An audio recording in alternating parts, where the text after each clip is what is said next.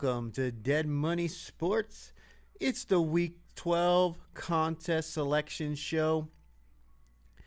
We've already posted our picks for Week 12. We've got the slide going here. If you're unaware, we've got Pittsburgh plus 2.5, Minnesota plus 6.5, Seattle minus 13.5, Cleveland plus 4, and Dallas plus 3.5. We released the NFL contest show earlier this week. It's up on Dead Money Sports right here on YouTube.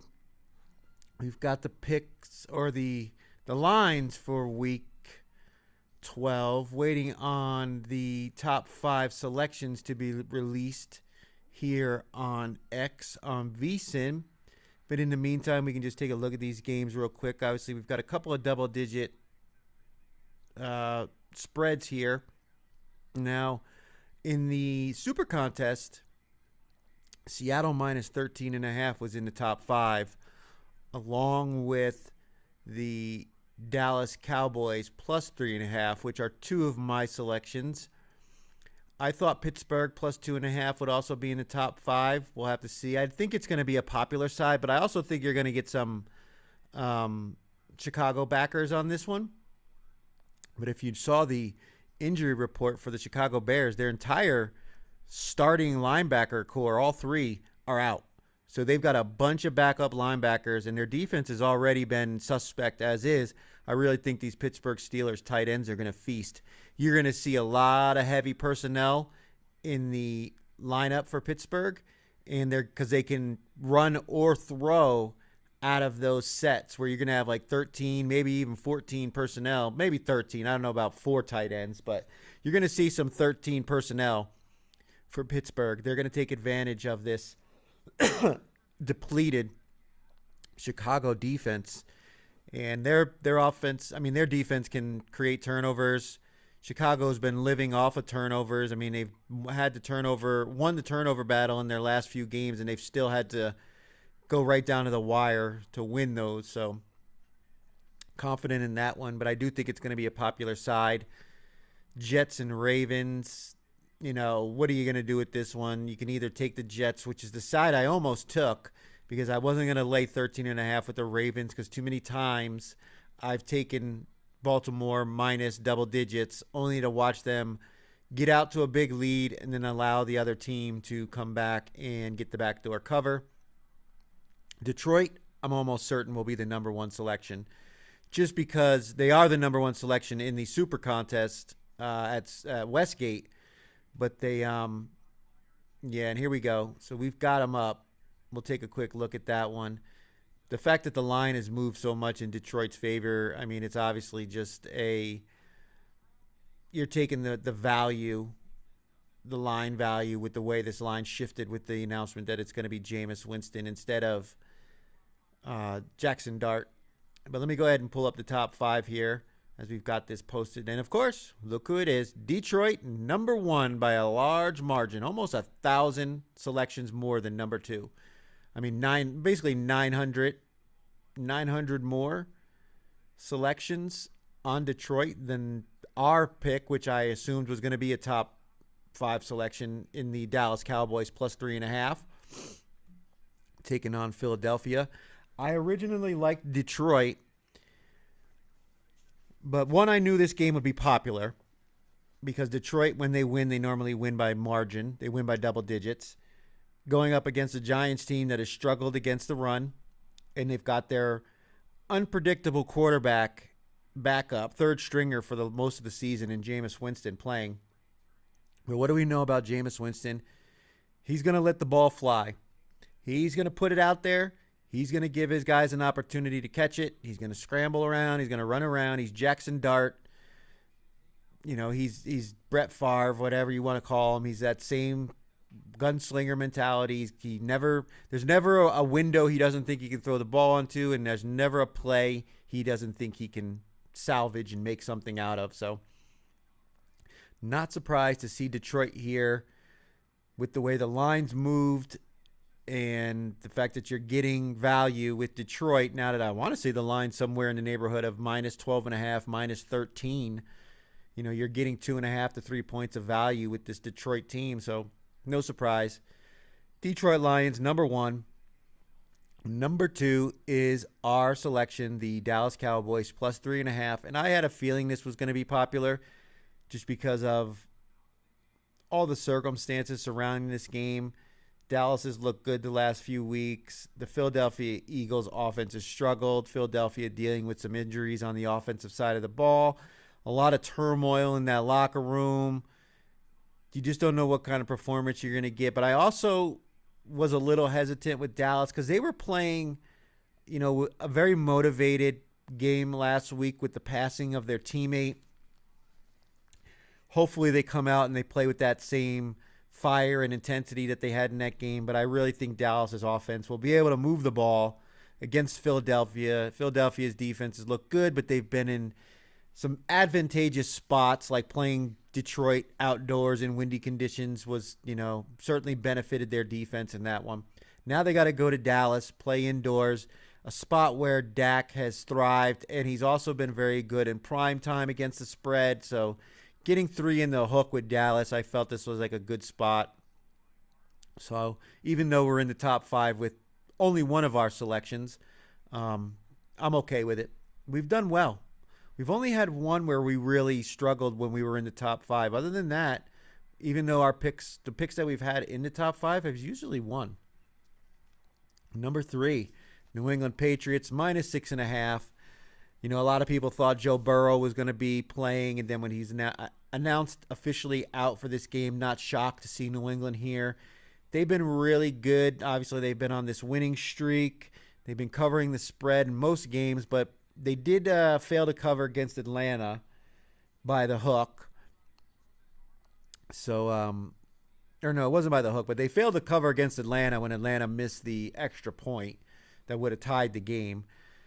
And there's always a room for backdoor cover here. We know Flacco, he's going to throw the ball around. There might be an opportunity for interceptions. If New England doesn't take advantage of them, we could see this Bengals team maybe backdoor this one. But obviously with how bad the Bengals defense has been, I mean, they're talking about their historically bad defense. What kind of performance are you going to get from them against this New England team that's been quite efficient?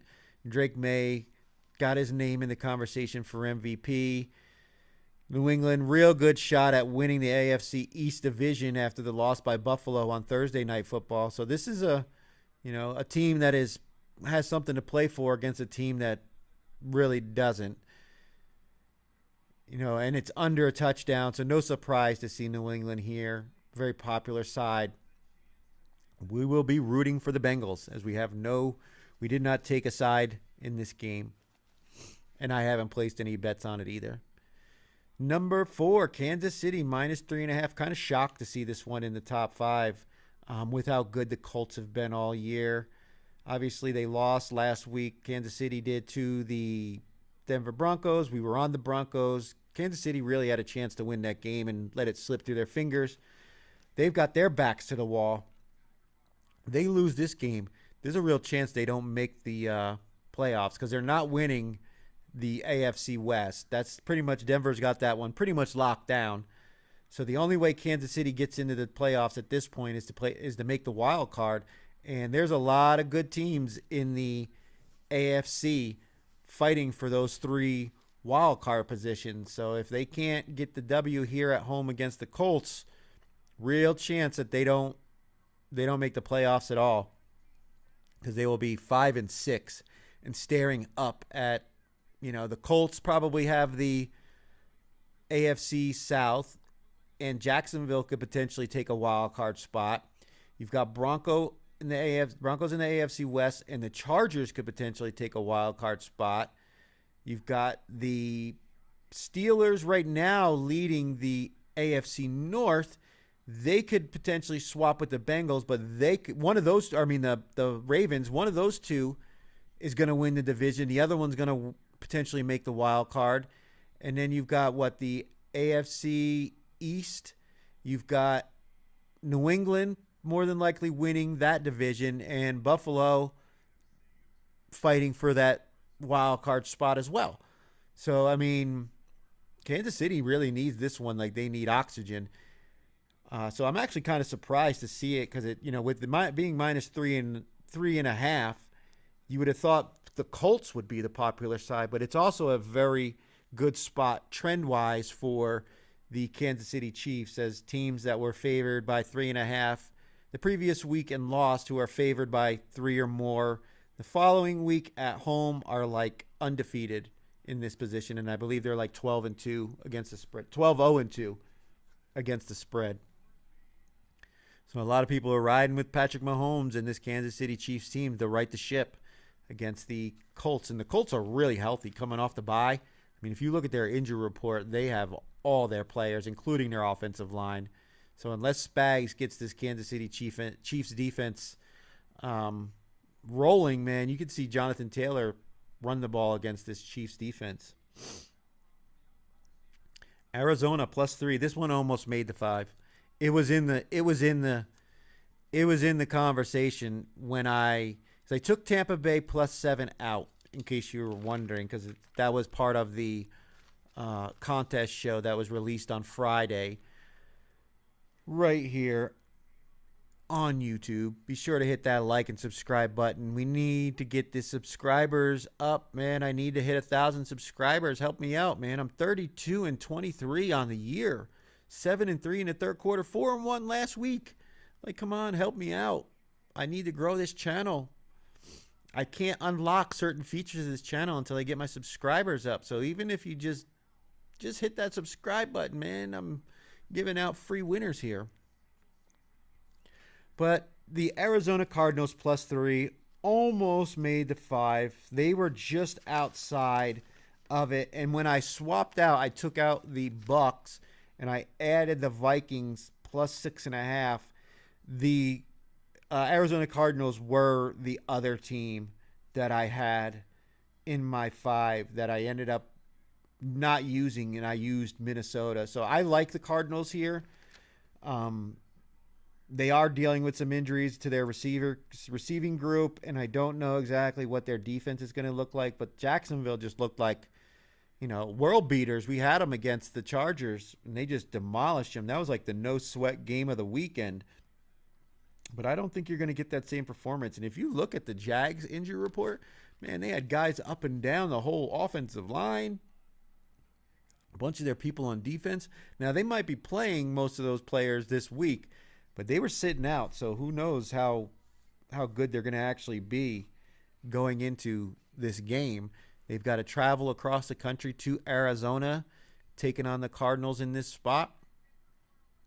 So, yeah, I mean, I liked it, but I'm kind of glad I didn't go with it at this point because it would have gave me another team in the top 5, and we know the top 5 has only had one winning week in the Circa contest all season.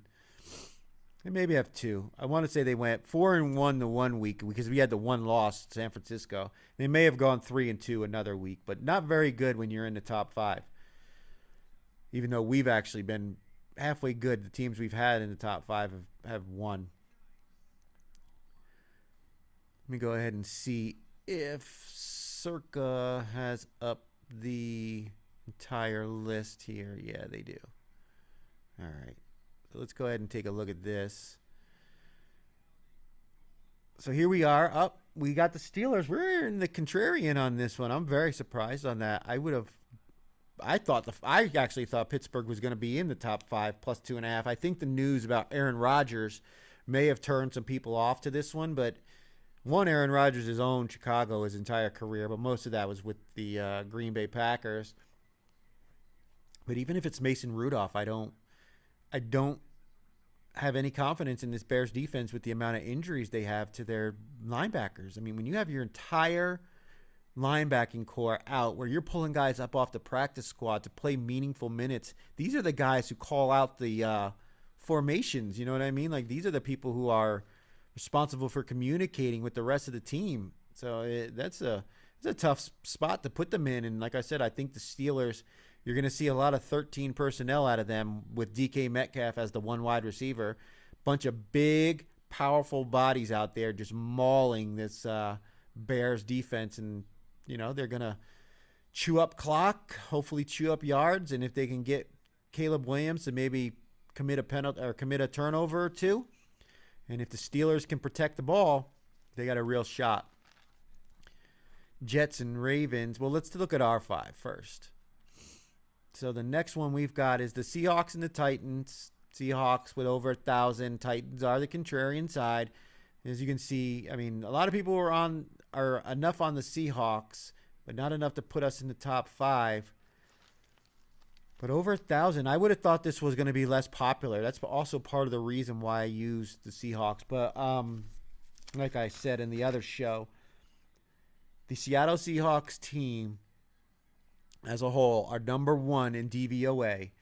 The Tennessee Titans team are number 32 in DVOA as a team.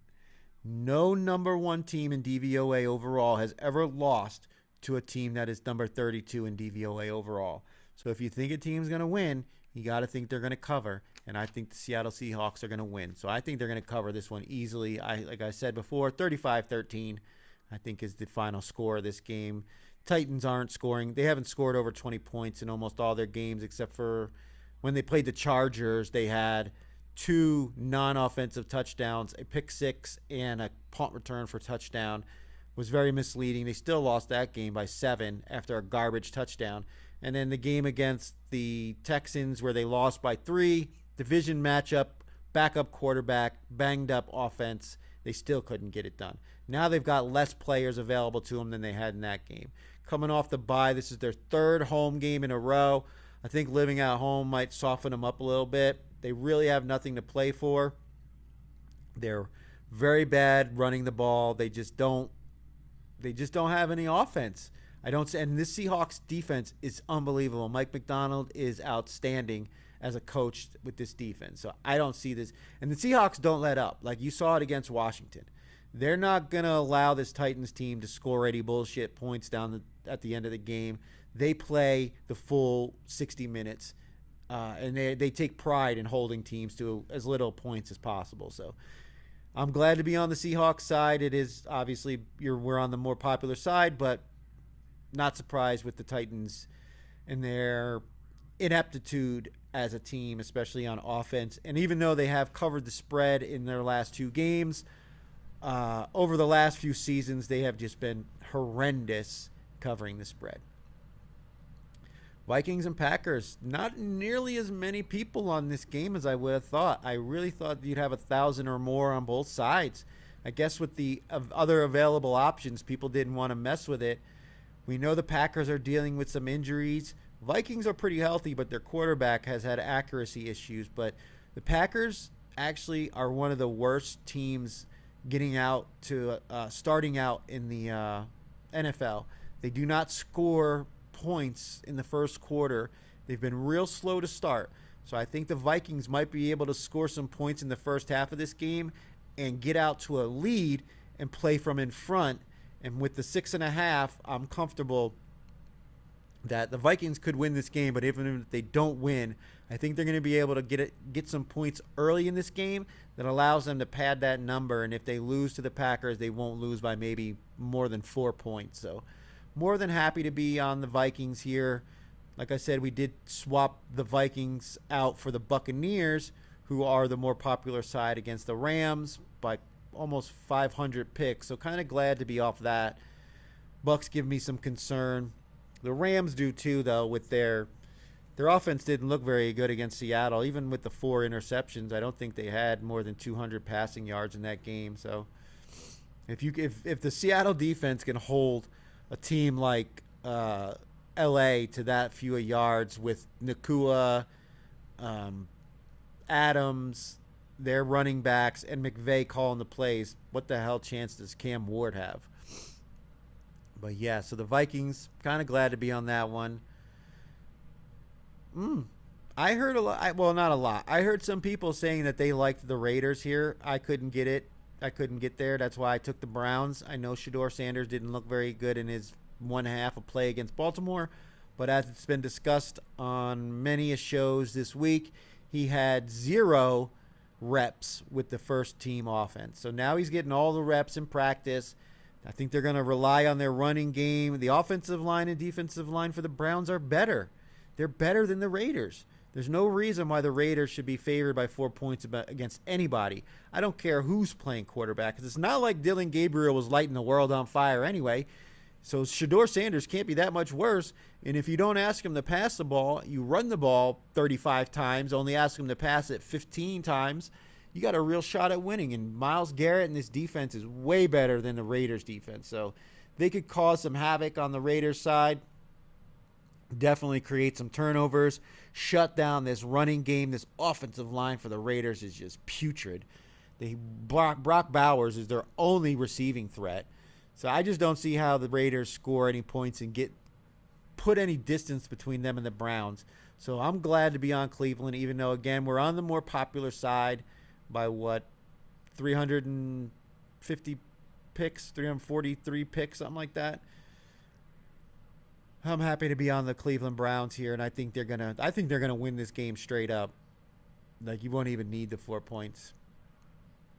And then our one top 5 pick, Cowboys, almost 900 more than the Eagles. Man, that always gives me concern, especially when we could have used the Cardinals, but then the Cardinals were in the top 5. So I almost took the Falcons, but I couldn't do it. I said I wouldn't use them earlier in the week on the NFL contest show, and I had to stick with my guns on that one because I've said it before. If I think they're going to truly win the game, then I'll use the Falcons. But in this situation, there's too much variance. I said it on the early line show. If the Falcons had Drake London, take the Falcons. If the Falcons are without Drake London, take the Saints. So the fact that Drake London's sitting out, take the Saints. But I will have nothing to do with this game this week. I have no confidence in Atlanta at all. Not after what I've seen from this team the last 2 weeks with the way they've blown leads in the fourth quarter. But the other ones, I mean, look at Colts and Chiefs, our top 5 here. 140 more, and you've got 2,600 plus selections overall on this one game. So everybody's basically got an opinion on this one. And the only difference is 140 picks. So pretty efficient line there when you get that much volume and you only have that little difference in the selections. I mean, look at the Lions. 2,265 more picks on the Lions and on the Giants. I mean, I understand you take line value because the Lions are now between minus 12.5 and minus 13.5, depending on where you're at. So you're getting great line value by taking the Lions. But I heard a few people saying this week that they like the Giants. Now, obviously, you don't want to take plus 10 when there's plus 12.5, plus 13 out in the betting market, because somebody moved this line up like that for a reason. But boy, oh boy, man, this just has backdoor cover written all over it with Jameis out. Jameis is going to throw the ball to the clock's read 0. So they could very easily backdoor this thing if the Lions aren't able to jump out to a big lead. Like I said, though, I did like the Lions. My first thoughts, which I always do during the games on Sunday for the upcoming week. Like I've already started to do week 13. We've got 4 games for the holiday weekend to look at. So we'll have the show right here on YouTube on Wednesday for the Lines release show. And then we'll do a live stream, I believe, during the Lions-Packers game. And it all depends on which games I ended up going with for Week 13, because we might just do a live stream. If I decide to use any of the holiday games, which there's 3 games on Thursday, and then the Black Friday game with Chicago and Philadelphia. You got Kansas City, Dallas, Green Bay, Detroit. Well, it goes Green Bay, Detroit, Kansas City, Dallas, then Cincinnati, Baltimore on Thanksgiving, and then the Black Friday game, Chicago, Philly. So we may do a live stream for Thursday. I haven't decided yet. It'll be up on YouTube if it is. Hit that like and notification bell. Hit the notification bell so you get notified when the live streams post, when the upcoming live streams post. So my first thoughts for Week 12, I had Minnesota plus 6.5, Detroit minus 10.5. It was Arizona plus 2.5 at the time. Tampa plus 7, Pittsburgh plus 2.5, Kansas City minus 3.5, and Las Vegas minus 3.5. Those are my original thoughts. First thoughts. But I had to get off that Detroit line because it was just, I don't know. I knew it was going to be super popular for one.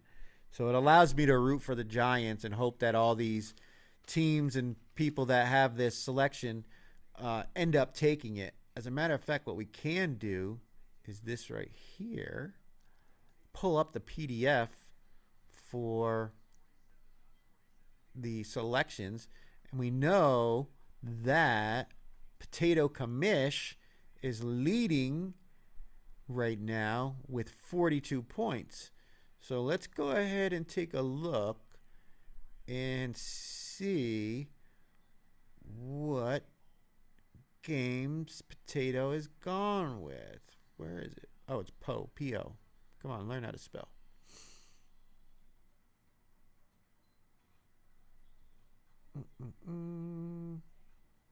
Gotta be up here, right? P-O-T.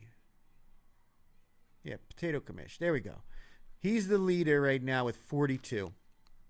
He's got Lions minus 10. So rooting for the Giants. We want the number one guy. Unfortunately, he's a nice person. I follow him on X. He follows me on X. He responds to my posts. I respond to his as well.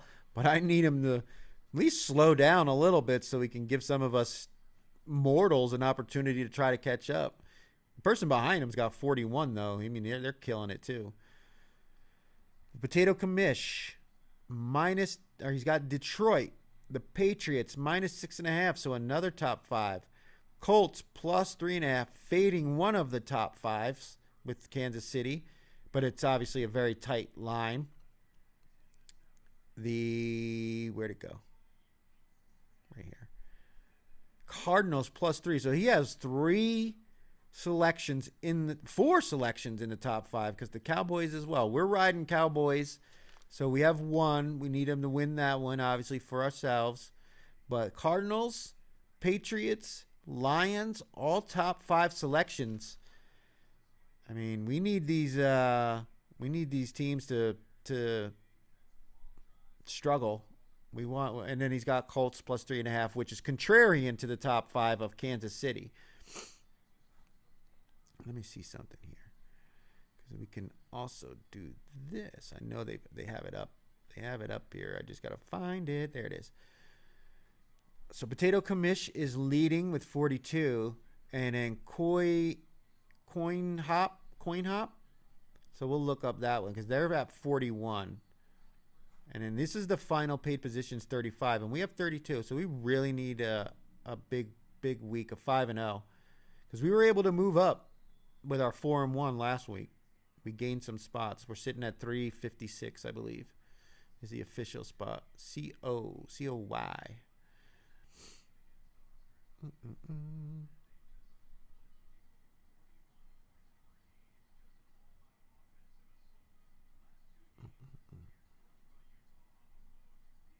Coin Hop, is it 1 or 2? Let me see if it says, okay, it's Coin Hop 1. All right, so this is their leading entry right here. They're in second place. Bengals plus 6.5. So they're already contrarian to one of Potato Commish's picks.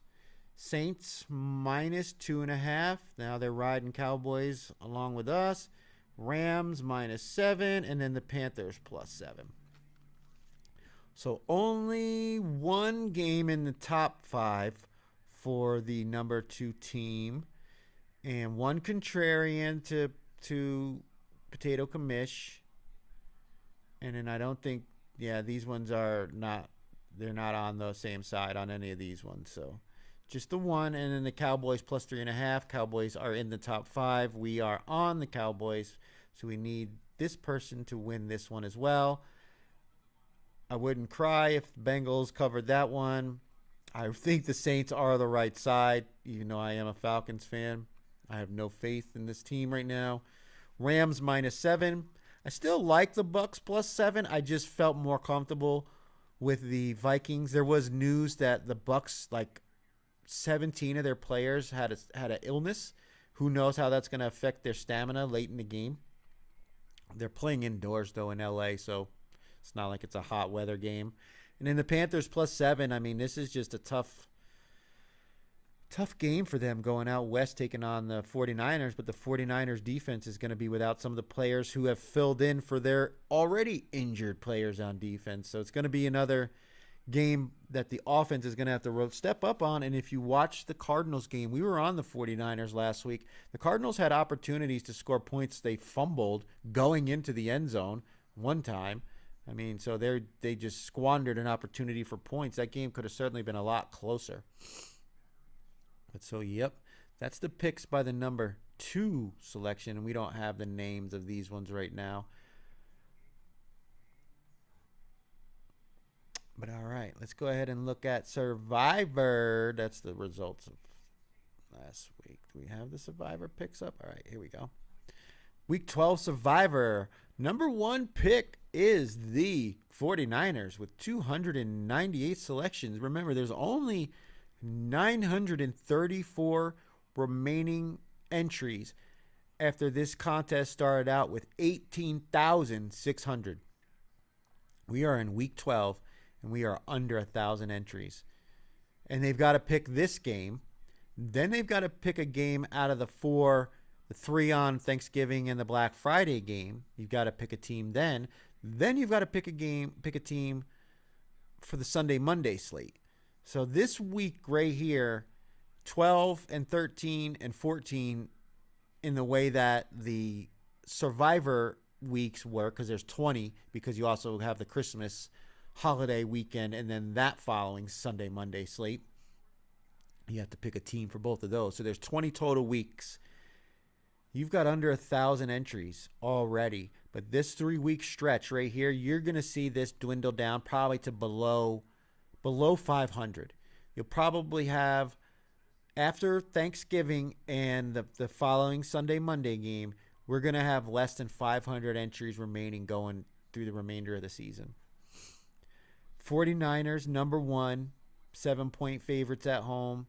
Ravens, I'm sure some people are trying to save them against Cincinnati next week because they're at home against Cincinnati.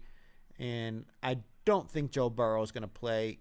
If you watched the social media posts, he was only taking snaps out of shotgun because they were afraid that a center or one of the offensive linemen would step back, in their blocking stance and step on his foot and re-aggravate the injury in his toe.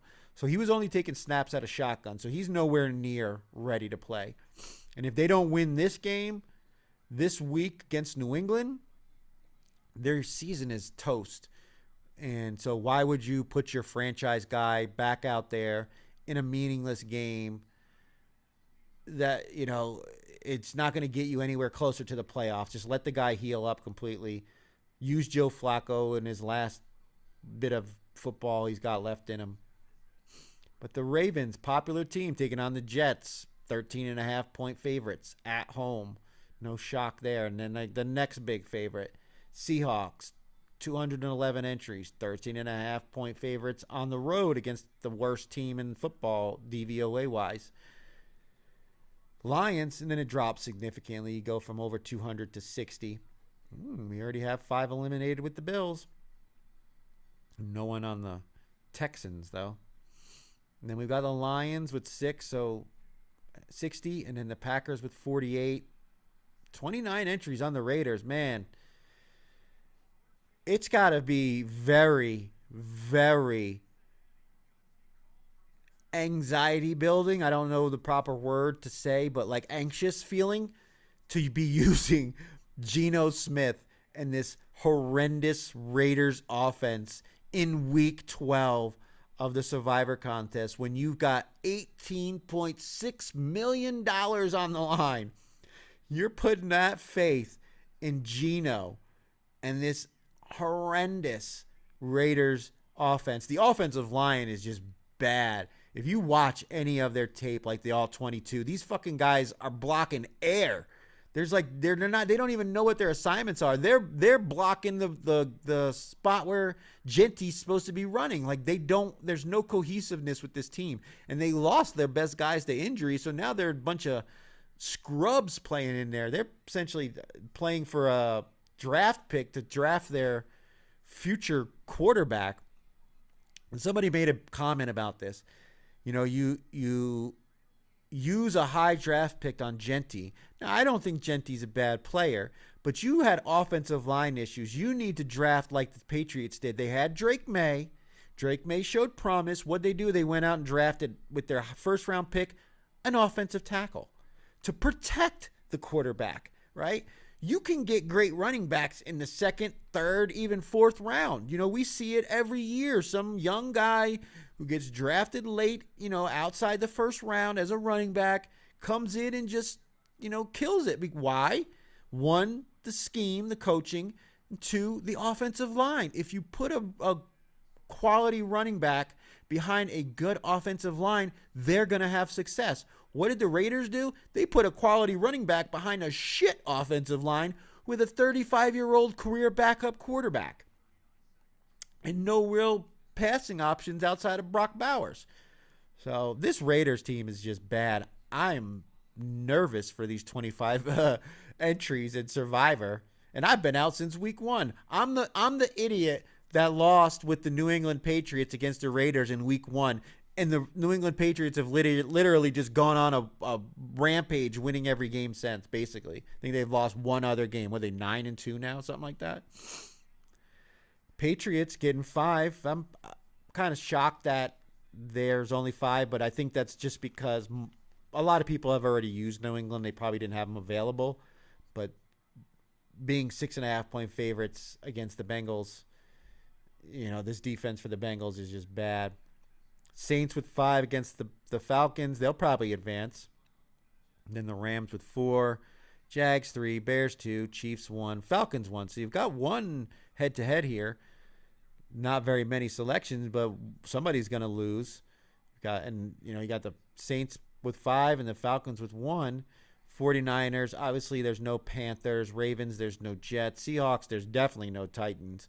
Lions, no Giants. Packers, I was surprised you didn't see a single Vikings entry. Maybe they just didn't have available to them. Nobody believing in the Browns, but 29 people believing in Geno Smith and this gross Raiders team at home. Patriots 5.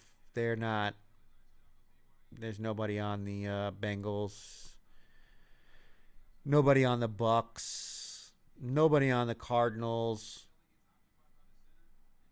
Only 2 on the Bears. Nobody on the Steelers. And the Chiefs, nobody on the Colts. So this is a tough. What's the biggest loss here? What did I say? I said there was going to be like 30 entries on the Bills. There was a lot less than that. But which one of these teams is going to be upset? Obviously, I think the Raiders are going to lose. This is the one I think is the most likely to lose. Or the Packers, because I am on the Vikings as well. We've got them with the 6.5, and I do think the Vikings can win this game. But the rest of these are all pretty safe. Like, who out of this 4 is going to lose? Maybe Carolina? Could the Panthers pull it off? Maybe. I have no faith in the Jets, no faith in the Titans. Ooh, the Lions, Giants.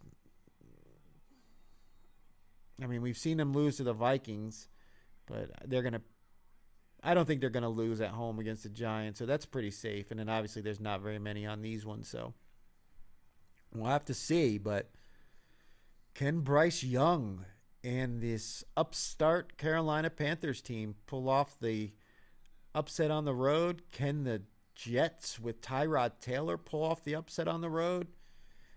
It is the NFL after all, and stranger things have happened. And now the grandissimo, the $100,000 buy-in. Winner takes all, $6.9 million to the winner. Only 6 remaining entries out of the original 69. All the entries last week survived. So we've got the same 6. But now we've got, there was 4 and 2. It was 4 on one side, 2 on the other. I think it was 4 on the Broncos. No. I forget who it was, but it was 4 and 2. But all of them won.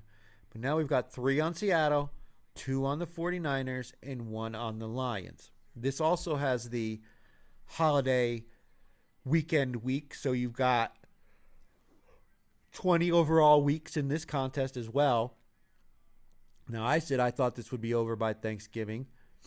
This weekend could certainly have a little more impact on that. But this is right now, these teams right now, if they were to chop this up, would get $1.15 million if they just split the prize money equally amongst the 6 remaining teams. So this week, and then obviously Thanksgiving weekend, and then the following Sunday, we could very well see an agreement made between the remaining entries to maybe take $1 million each and then play for the remaining, what would it be? What's 1.5 times 6? $900,000. You know, so they could play the remaining of the contest till there's one left for the remaining $900,000. I mean, that wouldn't be a bad deal. You know, you get $1 million for your $100,000 buy-in.